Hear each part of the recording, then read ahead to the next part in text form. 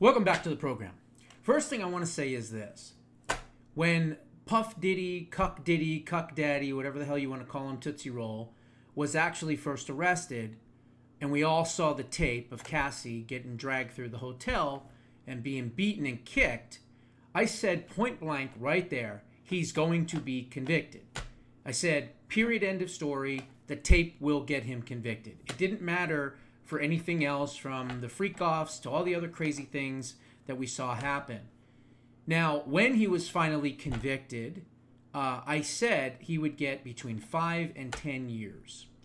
And he got 4.5. Now, let me tell you, that is disgusting. It is absolutely abhorrent for what he did. He should have got 15 to 20 years. Every single charge that he was charged with, the 2 out of the 5 charges, were 10-year maximum sentences. He had 2 of them. That was 20 years. So I figured, okay, fine. He, as far as I know, has never been arrested and charged with a crime before, although there's been a lot of things in the past that have said that he may have even either murdered somebody or set up a murder of somebody. But I said, okay, we'll take that in half. So that's 10 and 10, right? So that would be 10 years total. And then I said, more than likely they're going to be lenient on this scumbag, which of course they were. And so I said between 5 and 10 years. I think I even said between 5 and 7 were probably the numbers that I used. So 50 months is terrible for what he did. He should be in jail for 15, 20 years. Absolutely. So quite frankly, I think that was injustice that was done today. But I called it. I called it because the justice system is craters to criminals, basically, unfortunately. And that needs to change. And hopefully it will change under this Department of Justice and moving forward when we get away from a lot of the horrible things that have been allowed to happen, from cashless bail to prosecutors refusing to jail anyone. And we'll see what happens. But that was the first terrible decision. The second terrible decision was this trans freak that basically just got off almost scot-free. He tried to assassinate a sitting Supreme Court justice in Brett Kavanaugh.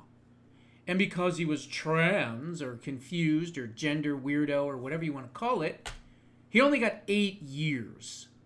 Imagine that, 8 years. He had a gun, he was on the property, he had plans, he looked things up, how to assassinate someone quietly. I mean, all of it. And yet he only got 8 years. Well, I guess the saving grace, from what I understand, is at least at this point, he's not going to be placed in a female prison. He's going to be serving real time with men. And, well, I think we know what's going to happen to him in prison. And who knows, maybe he'll enjoy it just like Cuck Diddy hopefully will as well. You know, his little Tootsie Roll, he's going to have those giant Tootsie Rolls coming after him in prison. I should only hope and pray that happens to him every single day of his incarceration. Anyway, so those were 2 decisions that happened today. And the other thing that I wanted to talk about, and we're actually going to get into a video in the second video for tonight. And it's not going to be me, but it's going to be an inside look at Antifa, Trans Tifa, and all these criminal wackos that are hanging out in Portland. And that'll be a separate video in and of itself. But I looked up some information, and it looks like Portland, Oregon has about 635,000 residents. And when I said last night that Chicago was probably twice as big, well, it's actually more like 3 times as big, because Chicago is 2.7 million people, which is why I said that Chicago is going to be a hell of a lot harder to clean up. And I still believe that, obviously. So 635,000 people live in Portland. Now, the worst part about Antifa is the fact that the people that live in Portland that are not part of their ideology or anything like that, these poor people have been suffering and suffering for over 100 days. Every single damn night, They have nothing but loudspeakers and bullhorns when these people are trying to sleep. So finally, a bunch of residents in Portland filed a lawsuit against the city of Portland saying, hey, you have these people outside in front of this ICE detention center every single night. We can't sleep. We got to get up in the morning. We've got to work. We've got to pay our bills, pay our taxes. Can you do something about it? Will you please enforce your own noise ordinances? Well, wouldn't you know it, it goes to court, or not even goes to court, but a judge steps in and denies it. That's right. A left-wing radical scumbag judge steps in and says, nope, sorry, go put some earphones on or whatever and try to get a good night's sleep, because I'm going to let these Antifa scumbags continue to do what they're doing night after night. That is another reason why I'm so glad they are in Portland, so that these people can get their city back, so that they can walk outside at night again. So anyway, I was looking and doing some research based on the amount of chapters. The main chapter is Rose City Antifa. It started in 2007, so it's been around for a very long time. There are other smaller chapters in and around Portland area. And there is no official count of how many people are part of, quote, the organization of Antifa. Certainly not in Portland. They don't report that type of information. But going through arrests and how many arrests that I saw when I was going through how many chapters and things like that, and then of course demographics and things like that, I can come up with a number, and I believe the number is a minimum of 80,000 to about as many as maybe 200,000, but I don't even think it's that. I think it's about 80,000 to maybe 160 to 170,000. So what does that mean? Well, it means that the city is not that big, and it means that there's not as many of these radical scumbags as, of course, the news media and everyone else thinks there are. Yes, there are some in there, and yes, they are congregated into Portland. But there's a lot of loose people around there that aren't really part of the organization, that are just protesters and just idiots and, useful idiots, whatever you want to call them. But as far as the people, the card-carrying members, you got between 80 and probably the maximum of 200,000. So that equates to me as, number one, not just AstroTurf, but these people are weak, they are soy, they are cucks, and they're going to get smashed by the National Guard, by ICE, maybe even the military. And I think it'll take 30 to 45 days tops before Portland will start to look very similar to Washington, D.C. The real problem would obviously be Chicago. Chicago is going to be tough. Chicago is going to be hard. And Chicago will take a very long time to clean up because it's 2.7 million people in that city. So I wanted to kind of touch on that because I thought that was important. Now, the last thing I want to talk about, and again, the next segment you're going to see Antifa unmasked, basically. Well, not unmasked because they always have their stupid masks on, but you know what I mean. Behind the scenes, you're going to see everything. You may have seen even some of these little clips here and there on different shows or on social media, but now this is the full 25, 26-minute show of all of what's happening, from the ICE facilities to the marches to these weirdos being interviewed, the whole thing. So we'll get to that in the next segment. But the other thing I want to talk about was the fact that President Trump has come out with a way to destroy colleges and get rid of DEI. And what it's known as is a academic excellence in higher education pact. Okay? And this is a point-by-point analysis. The left is going absolutely crazy because they don't want anyone to interfere with their ability to indoctrinate the next generation of radicalists, right? They want the next generation of people to grow up, to hate the government, to hate freedom, to hate the police, right? So they don't want anything that's going to get in the way of that. Well, there's a new sheriff in town, and President Trump is not playing. So, liberals strongly oppose President Trump's new compact for academic excellence in higher education. Here is a point-by-point analysis that shows that the compact is designed to reverse years of DEI and woke policies that have stifled freedom of speech and scientific debate on campus. It prioritizes STEM education, requires universities to make students aware of salary expectations for different majors, and demands that schools use their endowments responsibly. Institutions and large endowments must provide free education for STEM students, ensuring resources are directed towards academic excellence and real-world outcomes. An analysis of the requirements of the Compact for Academic Excellence in Higher Education is as follows. Number one, marketplace of ideas and academic freedom, something that has been missing from college campuses for decades. Remember in the 1960s, it was all about burning your bra, and it was about freedom of speech on campus, right? It was all about marching peacefully. No, not anymore. Now, God forbid, someone has a different opinion, and you go on a college campus, they assassinate you, or they beat you up, or they shut you down, or they chase you off campus, like they've been doing for the last few decades.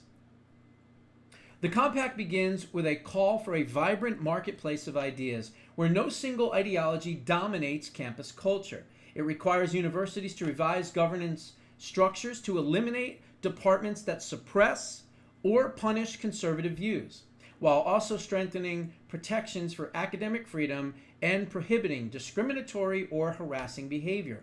The principles echoes the historic mission of universities to cultivate intellectual diversity and open dialogue. Oh, gee, open dialogue. How dare colleges actually allow freedom of thought on campus? Gee, I wonder how many Marxist scumbag professors are going to quit after this. Oh, if I can't teach these kids to hate the country and teach them that the Constitution is racist and that they deserve reparations and all this other bullshit, well, I'm just not going to teach anymore. Well, good, because maybe some new people will come in that actually want to teach instead of indoctrinate and help the next generation. But again, go to trade school. It's better off.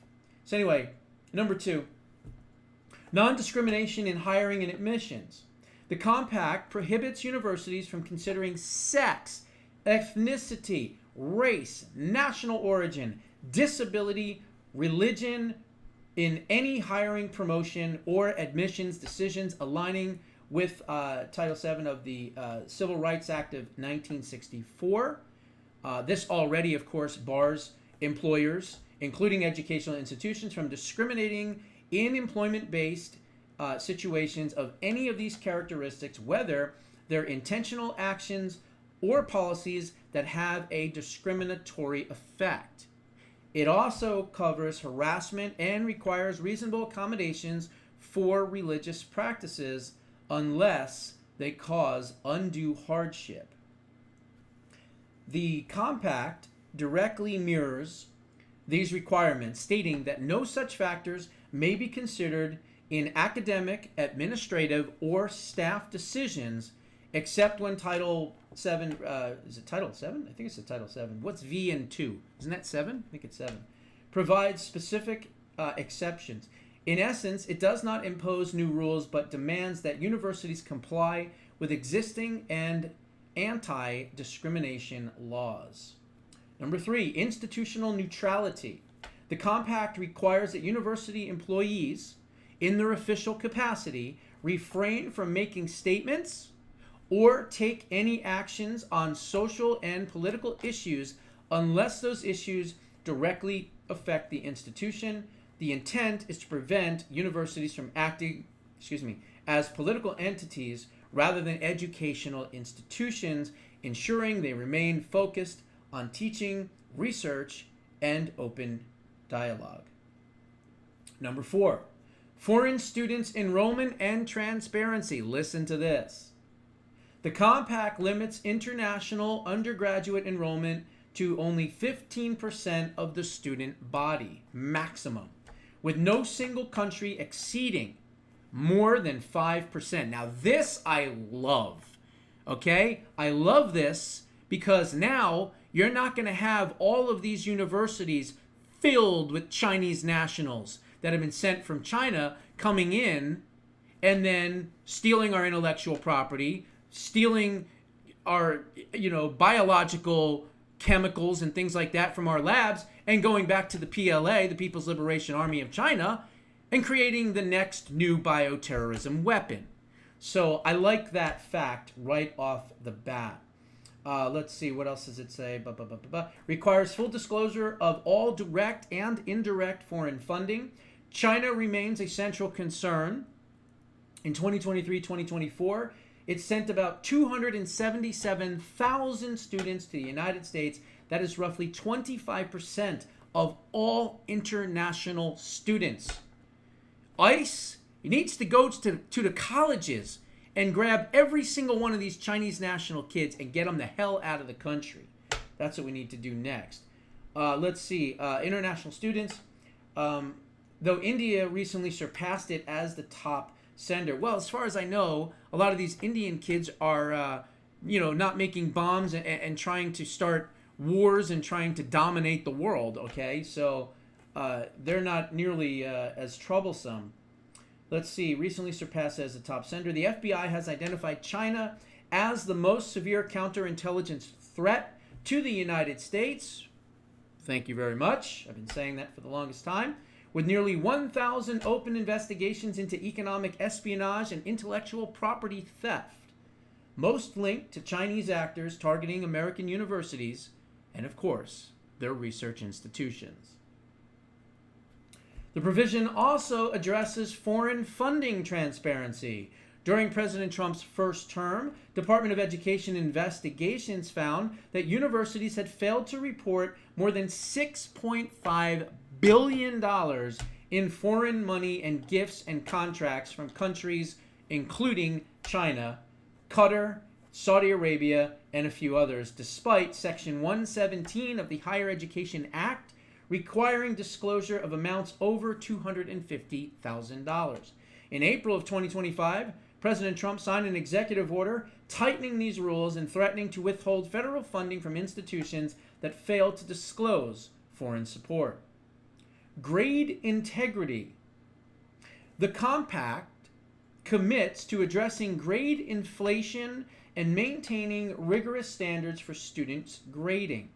Grade inflation is a well-documented problem. In the 1960s, the most common grade at American universities was a C, while by the 2010s and the 2020s, it became close to an A. At many elite universities, over 40 to 50% of grades are now A's, with an average grade point average reported at 3.6 or 3.7. Boy, that sounds like they are just cooking the books, so to speak, and taking the dumb ones and making them look smart, and making the smart ones maybe look dumb, so that everyone's equal, right? This is the good, better, and best philosophy, right? Oh, you did good, little Johnny and Sally. You could do better, but this person did best. So in other words, there's no winners and losers, right? No, everyone gets a participation trophy, right? Well, that needs to stop. Then it goes on to say, when too many students receive top marks, grades lose their ability to distinguish between exceptional, good, and mediocre performances, devaluing credentials and undermining their signaling function to employers and graduate schools. Now, I remember when I was in college. Yes, I was in college. I went for about a year and a half, but I didn't graduate, and I'm proud of that. But I remember in college, if I got a really good grade on a test and somebody else got a D or whatever, or didn't go to class and didn't study or whatever, then what they would do is they would average it out. So they would actually say, well, it's going to be graded on a curve, right? So let's say there was a test, and let's say the highest grade in the class was, I don't know, a B. And the lowest grade in the class was an F, okay? So the teachers then would grade it on a curve. So they would say, well, it was a B. It doesn't matter that you got an A. We're not going to count your A. And instead, we're going to give your A B because, you know, these other dumbasses didn't study, didn't go to class, and quite frankly, are pretty stupid. And they didn't do as well as you. So let's be fair and just, right? This is the bullshit that has been put into education that hopefully is going to stop. So now the A becomes a B, the F becomes a C or a D, and now everybody passes. Sorry, that's not how it's supposed to be. Well, there's winners and there's losers. Okay, this trend also feeds into the everybody gets a trophy. Again, I haven't read this. I saw it and I kind of looked at it and I'm commenting as I'm reading it. The trend also feeds into the everybody gets a trophy culture, creating a false sense of mastery. Students may believe that they are well prepared, when in fact inflated grades make deficiencies that surface later on their professional exams, in graduate programs, or in the workplace themselves. For example, a pre-med student who earns an A in organic chemistry might still struggle with the MCAT chemistry section because their grades gave them false confidence rather than rigorous preparation. When students can achieve high marks without exceptional effort, the incentive to push themselves intellectually diminishes, reducing both learning and long-term growth. Number 6, tuition freeze and affordability. The compact also requires schools to freeze tuition for American students for 5 years. The compact also requires schools to freeze tuition for American students for 5 years, curb grade inflation, and eliminate programs that fail to serve students. Universities with endowments exceeding $2 billion per year, undergraduates must provide free tuition for students in hard science programs, except for those from wealthy families. What? This provision, I told you I didn't read this beforehand. This provision achieves the long-discussed goal of free education for STEM students without placing the financial burden on taxpayers, unlike liberal proposals for universal free tuition, and loan forgiveness. It also eliminates taxpayer money wasted on programs such as gender studies that provide little value to society after graduation. So no more basket weaving degrees or synchronized lesbian swimming competitions, right? Student outcome transparency. The compact requires universities to publish statistics on average earnings for graduates. Now this is kind of cool. In each program, and to refund tuition to students who withdraw during their first academic term. These measures address 2 key problems in higher education: information asymmetry, where students take a large debt without knowing the real return on their investment after their degree, and the financial risk, where those who quickly realize a program is a poor fit for them, their entire investment is then wasted. By providing earnings data, students can make informed choices rather than blindly entering debt in a trophy culture of inflated grades, and by offering refunds, universities are forced to share the risk and deliver on their promises. Together, these reforms promote transparency and accountability, empowering students as informed consumers rather than powerless customers. This provision targets the hypocrisy of wealthy universities hoarding tax-exempt endowments worth billions of dollars while still charging families $80,000 to $90,000 per year in tuition costs. Schools like Harvard, Yale, and Princeton each hold more than $6 million per student in endowment funds, yet continue to burden middle-class families with crushing costs, even though their annual endowment gains alone could cover all of their tuitions many times over.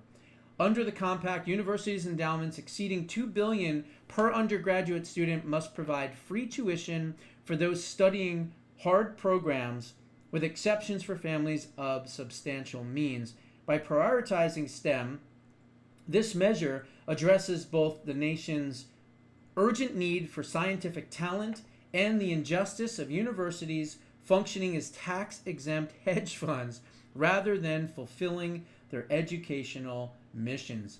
Wow. Talk about just covering it all. I mean, this thing is pretty damn extensive. There's only two more left. Gender policies and Title IX compliance. The Compact Committee universities to definitions of sex and gender consistent with the administration's interpretation, particularly in relation to transgender participation in women's sports and access to facilities. Compliance will be monitored annually through certifications by senior administrators and anonymous polling of faculty, students, and staff, with reviews conducted by the Department of Justice.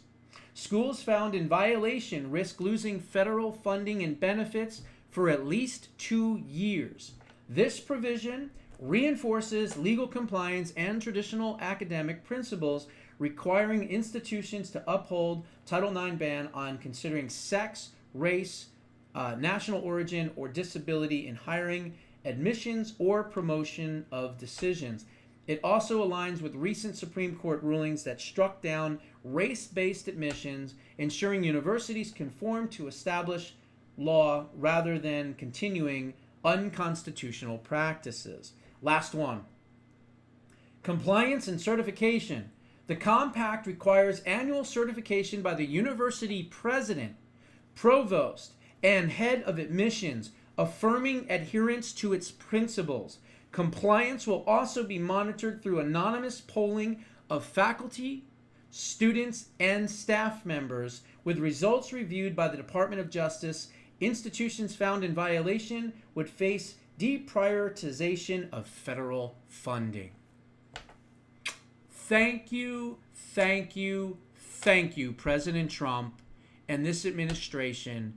God bless them for understanding that the next generation was going to be raised as extreme radicals. It got to the precipice of where it is now, and I believe now, with this being implemented, we can finally get education back. Parents can send a child to college and not have to worry, hopefully in the very near future, about them being indoctrinated. This is wonderful on so many levels. You are now going to have even more conservatives coming out of college. Heck, maybe regular college isn't such a bad idea now after this. Trade schools are great. Don't get me wrong. I love trade schools. I want to see more trade schools. I want to see a lot more kids in trade schools than I do four-year colleges. I've said that, and I mean that. But knowing that they're doing this and they're forcing these liberal colleges to stop with the indoctrination, I had to bring this to you right away. This to me is one of the greatest achievements President Trump has probably ever put forward. An entire generation were going to be raised to be radical extreme leftists. You understand that after this gets implemented and these kids are going to go to these schools and not be indoctrinated by these left-wing radical extremist professors? This is unbelievable. This is an unbelievable thing.